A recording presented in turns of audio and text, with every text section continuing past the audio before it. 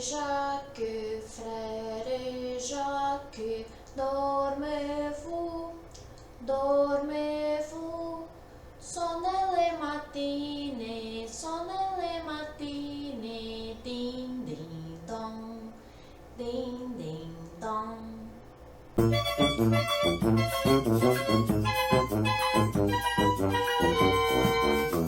Vocês conhecem a história do nome das notas?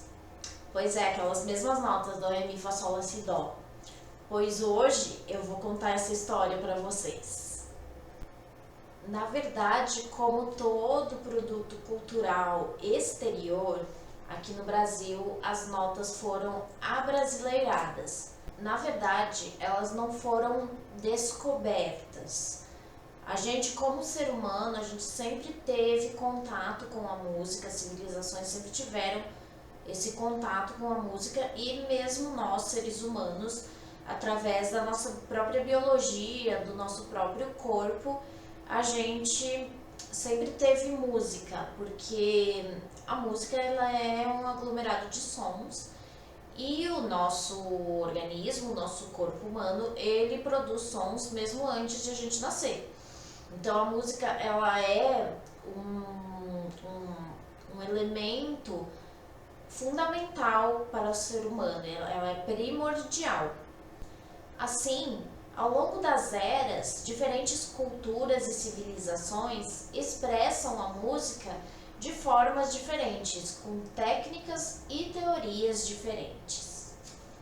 Nesse contexto, entende-se que as notas musicais elas foram criadas, inventadas, para se criar um padrão e uma convenção da notação musical. Foi Guido de Arezzo, um monge beneditino da Idade Média que viveu no século XI, que começou a notar que os seus colegas, os outros monges, eles tinham muita dificuldade para memorizar as notas, as canções sacras que eles cantavam dentro do mosteiro e que eles estudavam, principalmente porque naquela época dos cantos gregorianos se utilizava muito o cantochão. O cantochão, ele é um sistema de notação musical ainda bastante rudimentar. Ele é uma representação da partitura, mas ainda muito rudimentar, onde só existiam 4 linhas e as notas eram representadas todas iguais em forma de quadradinhos, que depois esses quadradinhos deram origem à breve. E quando se queria uma nota um pouco mais longa, a gente compridava um pouquinho mais o quadradinho ou então colocava ele em uma outra altura, mas não tinha muito parâmetro, não tinha muita regra. Então cada um fazia da forma que achasse melhor.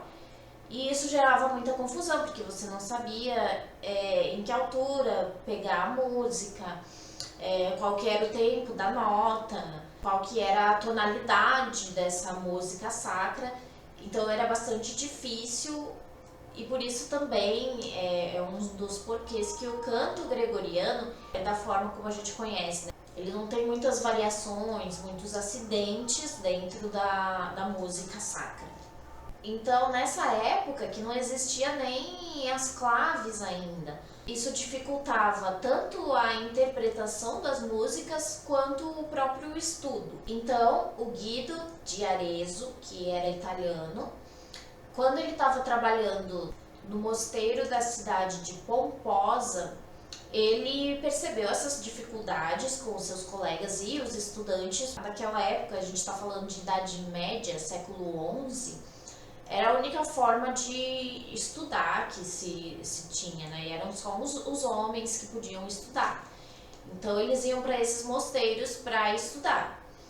E com o objetivo de facilitar tanto o aprendizado quanto a interpretação dessas músicas, o Guido de Arezzo, que já era monge, ele decidiu criar um sistema para facilitar esse aprendizado e essa interpretação. ele pegou uma canção popular, bastante popular da época, a forma que se tinha mais aceita eram as músicas sacras. Então ele pegou uma dessas músicas, que foi o hino a São João Batista, e ele pegou as primeiras sílabas de cada uma da letra dessa música, e daí foi que ele tirou o nome das notas musicais. Também porque cada uma dessas estrofes, elas começavam com a tonalidade correspondente ao nome da nota. Começava em dó, depois a próxima estrofe era no ré, a próxima mi, fá, sol, lá, si, dó, e assim vai. Eu vou deixar aqui do lado também a letra completa desse hino a São João Batista, lembrando que dentro dos mosteiros falava-se latim. O latim era uma língua padronizada para falar com Deus. No começo, a gente só tinha 6 notas, porque essa canção, este hino a São João Batista, ele só tinha 6 estrofes. Mas aí depois foi adicionada a nota Si, porque ficava faltando uma nota ali para completar uma escala.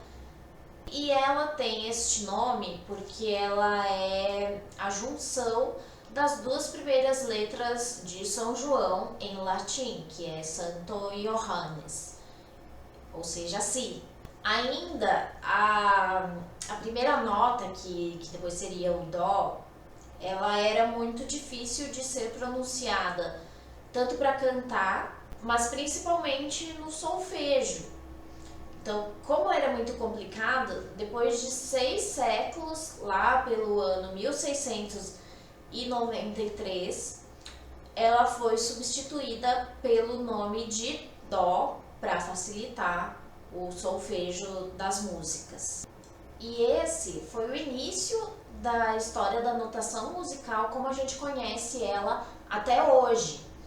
Assim como a escrita, a música, ela também vem dos mosteiros, porque eu já falei aqui no canal, em outros vídeos, que a escrita ela começou a se propagar a partir dos mosteiros, que quem fazia todo esse trabalho, desde a confecção dos pergaminhos, a criação dos gados para tirar o couro e fazer o pergaminho, isso tudo era um trabalho feito dentro dos mosteiros. E depois, com a prensa de Gutenberg, alguns séculos depois, essa escrita ela foi se propagando. E a música ela vem através daí também. As canções populares e principalmente a notação musical, ela vem também dos mosteiros. E não é assim desmerecendo ou merecendo a Igreja Católica e outras religiões, não estou falando aqui de religião, mas é fato que a música surgiu dentro da Igreja Católica também. Não a música propriamente dita, mas a escrita musical, a notação musical, foi um monge que desenvolveu esse sistema de notas musicais que a gente utiliza até hoje. Vocês já conheciam essa história? Eu quero trazer mais histórias e curiosidades musicais como essa aqui para o canal. Só que para isso acontecer, eu preciso de um favor de vocês. Curtam o vídeo e compartilhem. Se vocês quiserem, podem sugerir temas também. E não se esqueçam de me seguir no Instagram do Minestra de Letrinhas também. Ah, mais uma coisinha. Se você assistiu esse vídeo até o final, comenta aqui embaixo Guido, tá? Dessa forma aqui, Guido.